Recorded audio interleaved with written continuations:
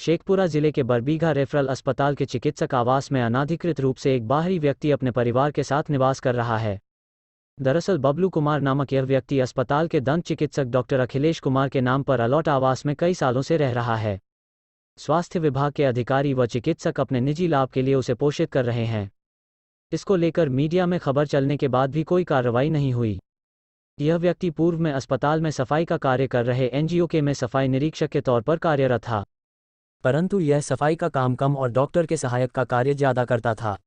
इस रवैये को देखते हुए एनजीओ ने उसे बाहर का रास्ता दिखा दिया था।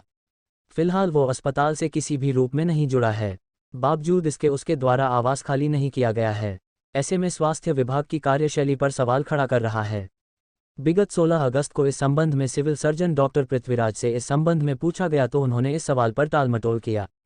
वहीं वे बात को गोलमोल घुमाते भी रहे। देखिए उन्होंने क्या कहा। क्या नाम है सर? अच्छा, आप यहाँ क्या है? एनजीओ का सुपरवाइजर। अच्छा, बबलू जी आपके अंडर में काम करते हैं क्या? पहले करता था। आपने कितने दिन से यहाँ नहीं काम कर रहे हो? 10 दिन से। 10 दिन से काम नहीं कर रहे हैं। अच्छा, यहाँ पे अनाधिकृत रूप से डॉक्टर के आवास में कर्मी रह रहे हैं। अच्छा, हाँ, इसको हम लोग देख लेते हैं। इसको देख लेते हैं। डॉक्टर साहब भी तो यहीं पे बैठे हुए हैं। तो डॉक्टर साहब आप लोग को बता दीजिएगा कि अनधिकृत रूप से कौन रहते हैं। बस सर है क्या कि सर मैं 2019 में आया है। ठीक है, ठीक है। उसके बाद है कि वो अलाउटमेंट है कि जो भी प्रभारी उस समय थे सर आसमान आंसर थे अलाउट कर दिए। तब उनको ये लिख के भी दिया कि मेरा खाली और रहने लायक ही आवास आवंटित किया जाए। उसके बाद भी जो भी है उसके बाद वो चले गए। राजेंद्र सर प्रभारी बने, उनको भी मैं लिख के दिया। एक बार सुनीता मैडम को भी दिए, फैजल सर को भी बोले हैं मौखिक रूप से, बहुत बार बोले।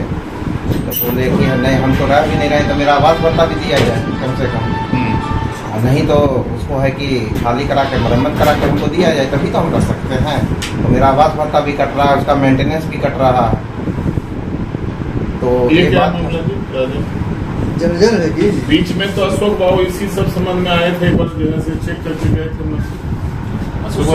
आवास का वैसा मामला नहीं तो एक देख लो ना, जैसे अगर इनका आवास रहने लायक नहीं है तो इनका भी वेरिफिकेशन करवाना, वेरिफिकेशन कर उसका नहीं रहने लायक है तो इनको आवास भत्ता मिलना चाहिए। मुझसे हम रहने लायक है या रिपेयर कराने की व्यवस्था हम लोग स्तर से नहीं है। स्पष्ट क्यों बोल देते हो कि हमारे यहाँ जैसे रिपेयर करने की व्यवस्था नहीं, जो हम जिस आवास में रह रहे हैं सिविल सर्जन आवास, उसको रिपेयर करने की व्यवस्था नहीं।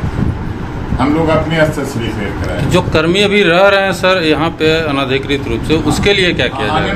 जो है ऐसा अगर कर्मी इसको हम जांच करवा लेते हैं, अगर ऐसा कुछ है अभी भी तो चल के देखा जा सकता है सर। अभी भी तो रह रहे हैं, देखा जा सकता है चल के। ठीक है, इसको देख लीजिए विवेक जी, जैसा कुछ होता है ऐसा तो हम लोग एक दिन जैसे वहाँ से 3 आदमी की टीम ले चाहिए, अकेले रिपोर्ट मत दीजिएगा।